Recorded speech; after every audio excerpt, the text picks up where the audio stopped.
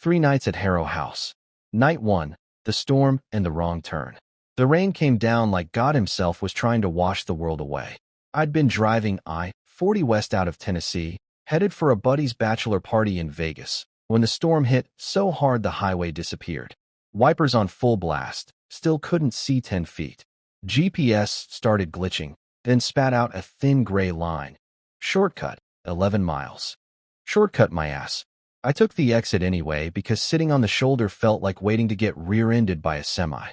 The road narrowed fast, blacktop turning to cracked asphalt, then gravel, then something that barely qualified as dirt. Pines crowded in on both sides, branches clawing at the roof of my Charger like they wanted in. Then the headlights caught it. A 3-story Victorian monster squatting in the middle of nowhere.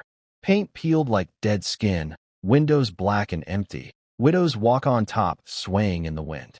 Front gate hanging open. Lightning flashed, and for 1 second the whole place lit up like a horror movie poster. I had 2 choices, sleep in the car and probably drown, or take my chances with the creepy mansion.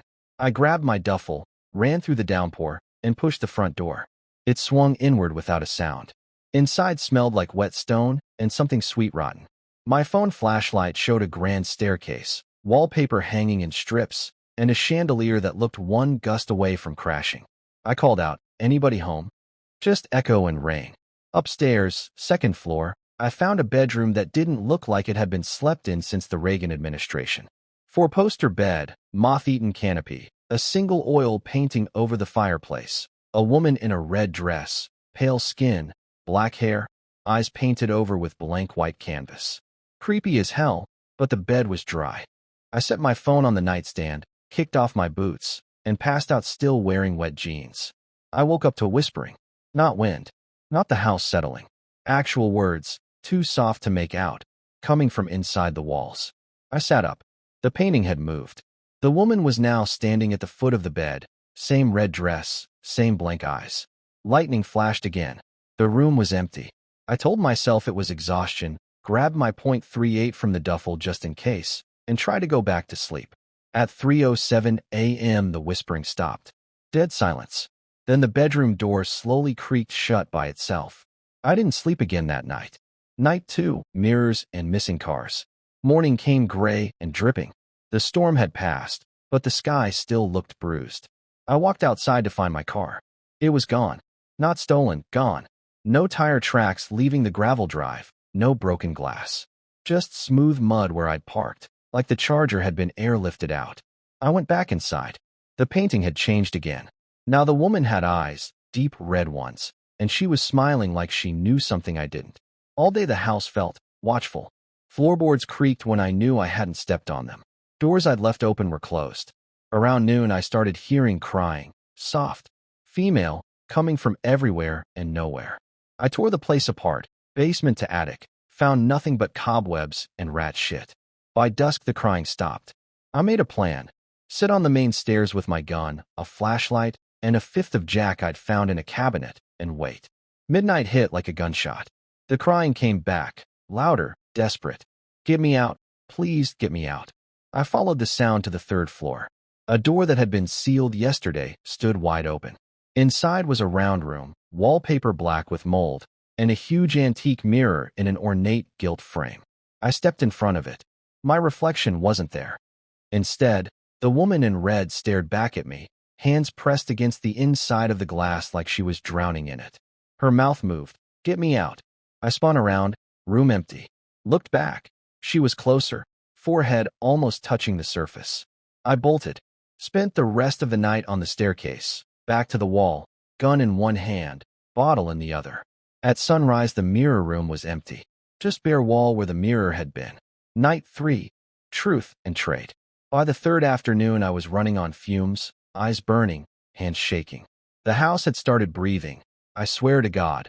Walls expanding and contracting like lungs. Portraits followed me with their eyes. My phone was dead, no signal anyway. I went back to the 3rd floor. The sealed door was open again, but now it led to a small chapel I hadn't seen before. Broken stained glass windows, overturned pews, a marble altar with a statue of the Virgin Mary, face smashed off. On the altar lay a leather-bound journal, pages brittle and yellow. August 12, 1947. Her name was Evelyn Harrow, married into the family that built this house. Her husband, Dr. Malcolm Harrow, had been performing experiments in the basement, trying to trap souls, trade them for immortality or some insane shit. When Evelyn found out, threatened to go to the police, he and his cult buddies bricked her up alive behind the chapel wall on August 15, 1947. Last entry. They told me the curse works like this. If any man spends 3 full nights in this house, my soul can leave, but only if another takes my place. I'm sorry. I just want to go home. I closed the journal. Midnight. The chapel doors slammed shut. Temperature dropped 30 degrees. She stepped out of the shadows. Evelyn, red dress dark with old blood, eyes glowing like brake lights. She didn't speak out loud. The words just appeared in my head. I'm tired. Let me go. I laughed, cracked and hollow. Lady, I've been tired since 2019. Take the damn house. Take me. Take whatever you need. She tilted her head, almost sad. It doesn't work like that. I can't just leave. Someone has to stay. I looked at the smashed Virgin Mary, at the journal, at my shaking hands. Fine, I said. Trade's a trade. I laid the .38 on the altar. She walked forward, barefoot, leaving wet red prints. Her hands, ice cold, touched my cheeks. For a second, I smelled her perfume, something like gardenias left too long in water. Then everything went black. Epilogue, the new tenant. They found my car 3 weeks later, parked neatly in a Walmart lot in Oklahoma City. Keys on the driver's seat. No prints, no trace of me. Harrow House is still there. Locals say if you drive that old logging road on a rainy night, you might see lights on the 3rd floor.